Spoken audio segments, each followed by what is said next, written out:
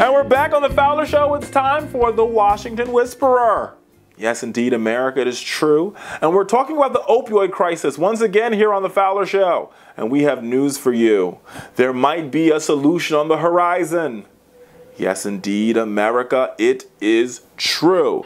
As the opioid crisis continues to ravish our country, experts have proposed using medical marijuana to help Americans struggling with opioid addiction. Now, 2 studies suggest that there is a merit to this strategy.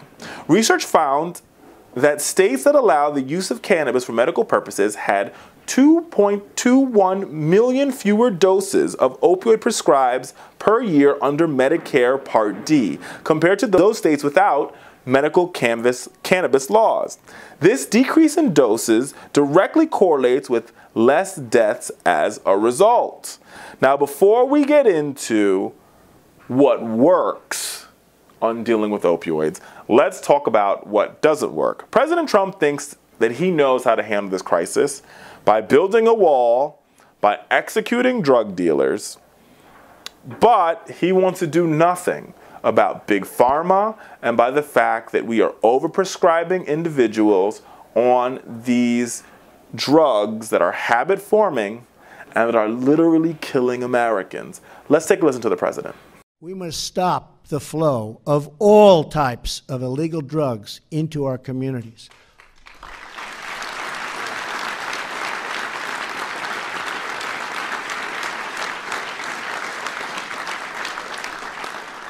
For too long, dangerous criminal cartels have been allowed to infiltrate and spread throughout our nation.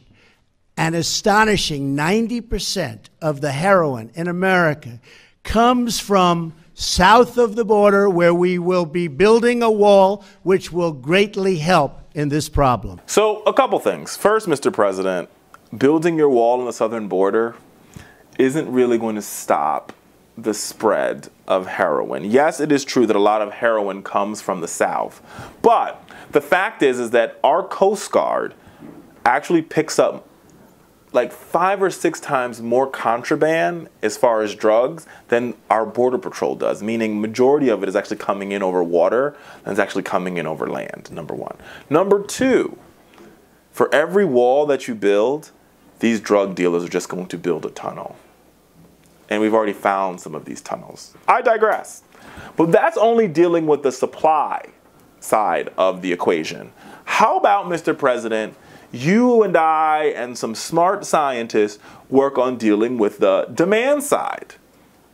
Because if we could work on decreasing the demand for opioids and also work on tackling the supply, we could probably actually deal with the crisis. And according to the JAMA Internal Medicine magazine, or the journal, excuse me, a study comparing opioid prescription patterns in states that have enacted medical cannabis laws with those that have not, here is what it found. States that allow the use of cannabis for medical purposes had 2.12 million fewer daily doses of opioids prescribed per year under Medicaid Part D compared with those states that without cannabis laws. Meaning, there were over 2 million less 2 million less opioid pills taken on any given day in states that had cannabis laws. So you pick the state: Colorado, California, Oregon, the District of Columbia. Florida has now just legalized cannabis for medical purposes. Opioid prescriptions under Medicaid have also dropped by 5.88% in states with medical cannabis laws compared to states without. This is a big deal. And here's the big problem as to why medical cannabis and legalization of cannabis has become such a problem. Pharma. Big Pharma will do anything in its power to stop cannabis laws from becoming legal, because they know that the moment cannabis laws become legal, their product will, it is a supplemental good to their product, and thus they will lose market share. But cannabis has a lot more benefits than opioids. Opioid overdose has risen dramatically over the past 15 years, and it has and it has been implicated in over 500,000 deaths since 2000, which is more people. It has killed more Americans than World War II. Today, more than 90 Americans die a day from opioid overdose, resulting in 42,000 deaths per year. And we could solve all these problems if we were just bold enough and brave enough as a country to say, maybe we should legalize this plant. Because in legalizing this plant, we can actually deal with pain, which is why people take opioids, chronic pain. The CBD and the THC that are derivatives of marijuana can deal with actual pain. They're effective at treating chronic pain, as well as other conditions such as seizures, multiple sclerosis, and certain mental disorders.